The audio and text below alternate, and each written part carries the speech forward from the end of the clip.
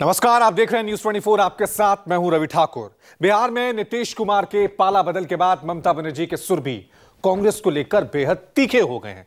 हालांकि ममता बनर्जी अब भी कह रही हैं कि वो इंडिया गठबंधन का हिस्सा हैं, लेकिन कांग्रेस और उसके नेता राहुल गांधी को लेकर ममता के तेवर वहां पे साफ नजर आ रहे हैं कि दीदी कोई नया किस्सा लिख चुकी हैं। भले ही उन्होंने नीतीश कुमार की तरह पाला बदलकर अपनी पुरानी सहयोगी बीजेपी से हाथ नहीं मिलाया है, लेकिन अगर ऐसा कोई ऐलान हो भी जाए तो हैरानी नहीं होनी चाहिए, क्योंकि ममता बनर्जी आंदोलन तो मोदी सरकार के खिलाफ कर रही हैं, लेकिन उनकी सारी बयानबाजी का सार यही है कि कांग्रेस उन्हें कतई कबूल नहीं। राहुल गांधी दीदी के लिए नाकाबिले बर्दाश्त हैं। इस यात्रा का भी वही लक्ष्य है कि जो ये नफरत फैला रहे हैं, एक जात को दूसरी जात से लड़ा रहे हैं, एक धर्म को दूसरे धर्म से लड़ा रहे हैं, आदिवासियों को नॉन आदिवासियों से लड़ा रहे हैं, इसके खिलाफ हम यहां आए हैं। हम सबको जोड़ने यहां आए हैं। हम मोहब्बत की दुकान खोलने झारखंड आए हैं। केंद्रीय सरकार भाबছে বাংলাকে ভাতে মারবো। আমি আমার প্রথম পদক্ষেপ আজ বলে যাই, 21 লক্ষ মজদুরকে যাদের টাকা কেন্দ্রীয় সরকার দেয়নি, আগামী 21শে ফেব্রুয়ারি তাদের টাকা তাদের ব্যাংক অ্যাকাউন্টে চলে যাবে, রাজ্য সরকার দেবে।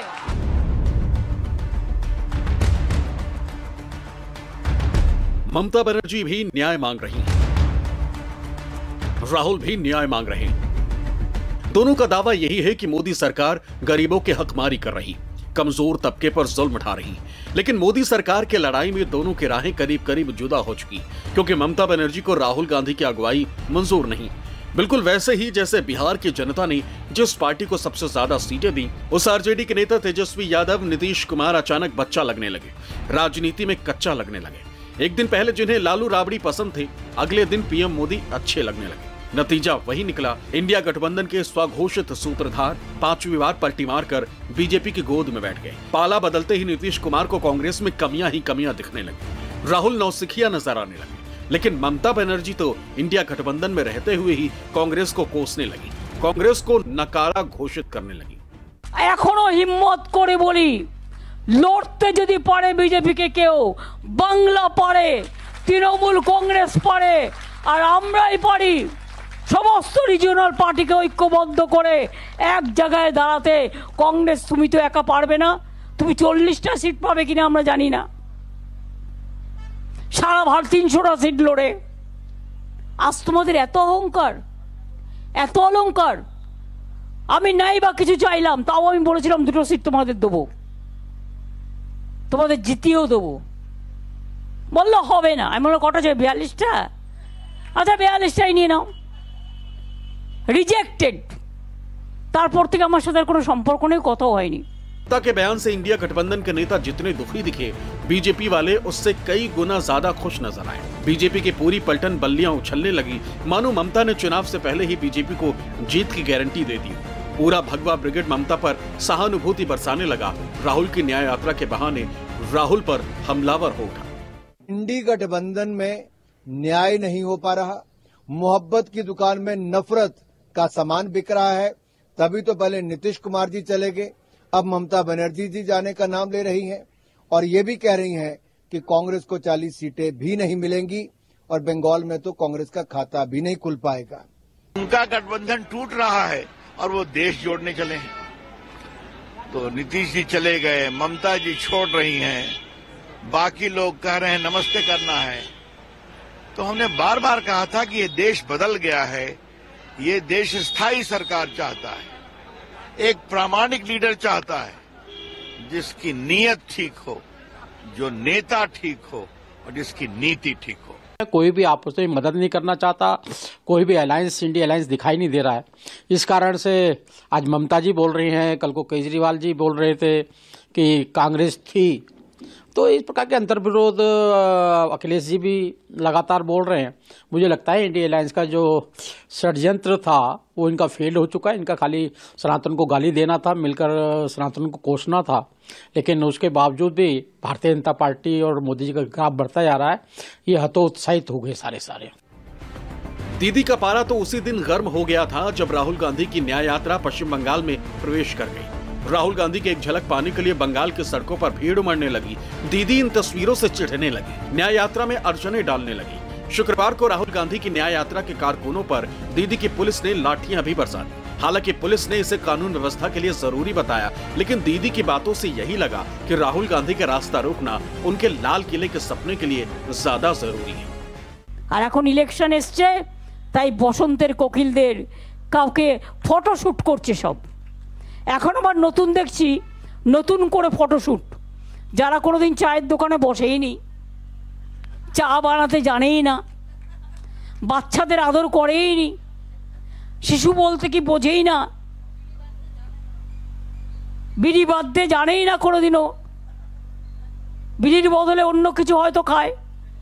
प्रशासन को भी ये कहूंगा कि हमें तो 2-4 घंटे और बंगाल में रहना है राहुल जी को, बाकी बात की बात जो हमारे खिलाफ जो आपका मर्जी करते जाओ, लेकिन राहुल गांधी जी 2-4 घंटे और बंगाल में रहने वाला है, तो इसको कम से कम झारखंड बॉर्डर तक पहुंचा दिया करो। बस यही हमारा मांग है, क्योंकि हम किसी को तंग करने के लिए, और खासकर छात्रों और छात्रा को, इनकी कोई तंग करने का हमारा कोई मंशा हो सकते, इनकी कोई असुविधा करना हमारे कोई मंशा नहीं हो सकती।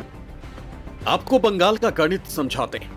सबसे पहले 2019 की बात करें तो टीएमसी ने 22 सीटें जीती, तो वहीं बीजेपी के खाते में 18 सीटें गईं। कांग्रेस को 2 सीटों पर जीत मिली, तो वहीं लेफ्ट का सुपड़ा साफ हो गया, उसे एक भी सीट नहीं मिली। वहीं 2014 के आंकड़ों पर गौर करें तो टीएमसी ने 34 सीटें जीती थी, तो वहीं बीजेपी को 2 सीटें मिली थी। कांग्रेस के खाते में 4 और लेफ्ट ने 2 सीटों पर जीत हासिल की थी। ममता बनर्जी ने जिस अंदाज में कांग्रेस और राहुल गांधी को खारिज किया, उसने बीजेपी को समय से पहले ही दिवाली का जश्न दे दिया। लेकिन नीतीश कुमार के पाला बदलने से चोटिल कांग्रेस आलाकमान ने ममता को सधा हुआ जवाब दिया। गोया अगर ममता बनर्जी ने कहीं और जाने का प्लान भी कर लिया हो, तो ये ऐलान भी उनकी जुबान से ही हो। ममता जी के मन में कोई संदेह नहीं होनी चाहिए।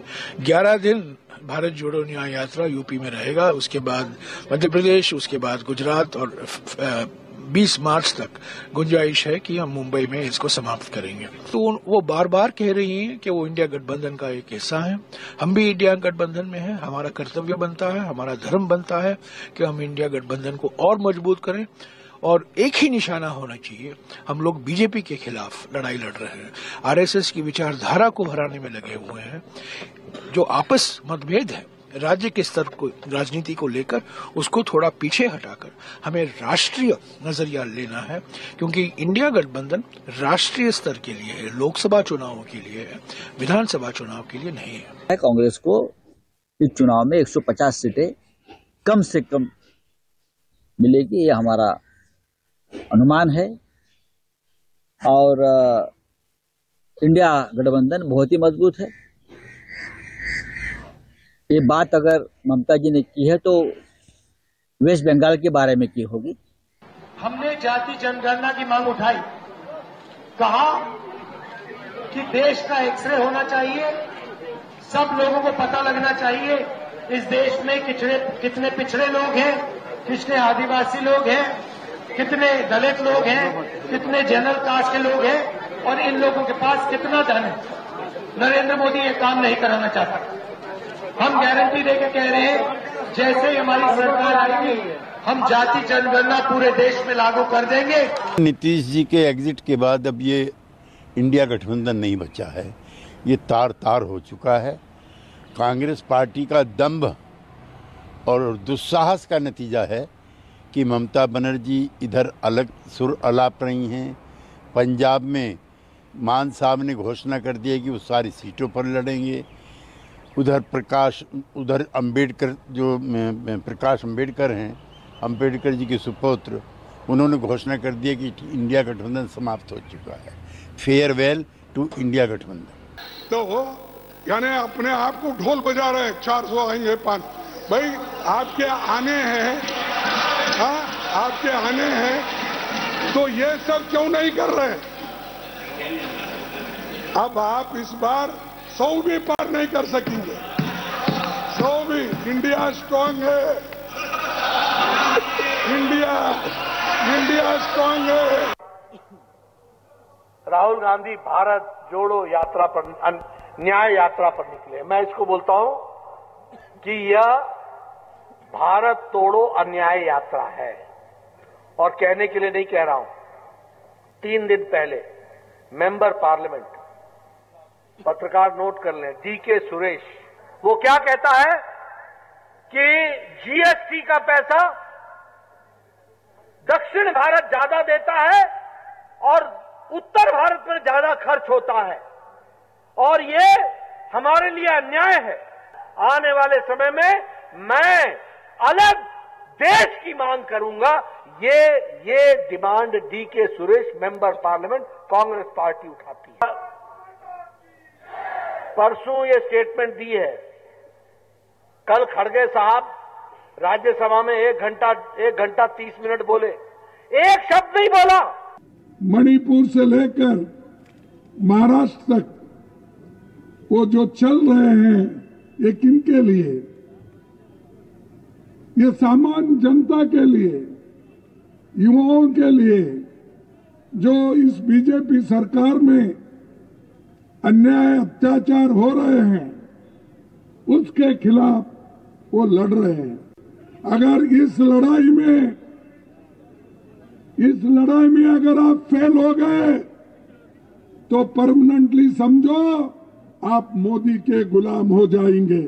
जब इंडिया गठबंधन हुआ था, इंडिया अलायंस हुआ था, तब पता था ये सब अपने अपने स्वार्थ के लिए आए हैं। स्वार्थ को अगर पूरा नहीं कर पाएंगे तो चले जाएंगे। और कांग्रेस का भी इतना हिम्मत नहीं है कि ममता बनर्जी को कुछ बोले। कांग्रेस अभी देश से खत्म हो रहा है। जितना भारत जोड़ो यात्रा कर रहा है, उतना एक राज्य हमारे बीजेपी के लिए आ रहा है। सेकेंड बार भारत जोड़ो यात्रा किया, इस टाइम में वो एकदम देखिए ना, कुछ भी नहीं आएगा उसका, कोई सांसद वापस नहीं आएगा पार्लियामेंट में।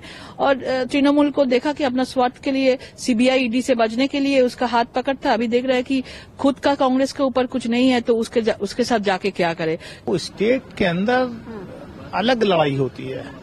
अब वहाँ जाहिर सी बात है कि बंगाल और पंजाब की स्थिति अलग है। शायद ये इंडिया गठबंधन की अपनी स्ट्रेटेजी होगी कि वो विपक्ष का स्पेस जो है बीजेपी को नहीं देना चाहते पंजाब और बंगाल में। शायद उस स्ट्रेटेजी के तहत शायद बंगाल और पंजाब में ये काम हो रहा है। इंडिया अलायंस तो समाप्त हो गया ना। आप देखिएगा उनके चेहरों पर सभी लोगों के तो हताशा ही नजर आता है। वो जानते हैं कि कुल मिलाकर के हम लोग को तो 400 से ज्यादा सीट आएगा। तो खड़गे जी कह भी दिए, अब वो समाप्त है साहब, ये लड़ाई समाप्त। हम लोग फिर आ रहे हैं, इसमें कहीं कोई शक नहीं। पंचायत चुनाव के जरिए पश्चिम बंगाल में अपनी जड़ें मजबूत करने वाली बीजेपी ने 2019 के लोकसभा चुनाव में 18 सीटें जीतकर ममता बनर्जी को पहली बार यह एहसास दिलाया कि पार्टी अब अपने बूते पर वहां सत्ता में आने के करीब पहुंच गई है। हालांकि विधानसभा चुनावों में बीजेपी वो नतीजा भले न दोहरा सकी, लेकिन ध्रुवीकरण ऐसा हुआ कि कांग्रेस और लेफ्ट की राजनीति बंगाल से साफ हो गई। ममता बनर्जी को यकीन है कि 2024 के लोकसभा के नतीजे भी पिछले विधानसभा चुनाव नतीजे के इर्द गिर्द रहेंगे। लिहाजा यहाँ कांग्रेस और लेफ्ट को जमीन देने की जरूरत नहीं, और बीजेपी को केंद्र की सत्ता से दूर रखने के लिए कांग्रेस और लेफ्ट पार्टियां भी उनके लिए मैदान छोड़ देंगी। लेकिन घोड़ा अगर घास से दोस्ती करेगा तो खाएगा क्या? खासकर तब जब एनडीए के पुराने सहयोगी इंडिया को गच्चा देकर अभी अभी घर वापसी किए। केंद्र सरकार के खिलाफ निडर योद्धा की तरह कांग्रेस की अगुवाई कर रहे राहुल गांधी ममता की मंशा पर शक क्यों? न्यूज़ 24।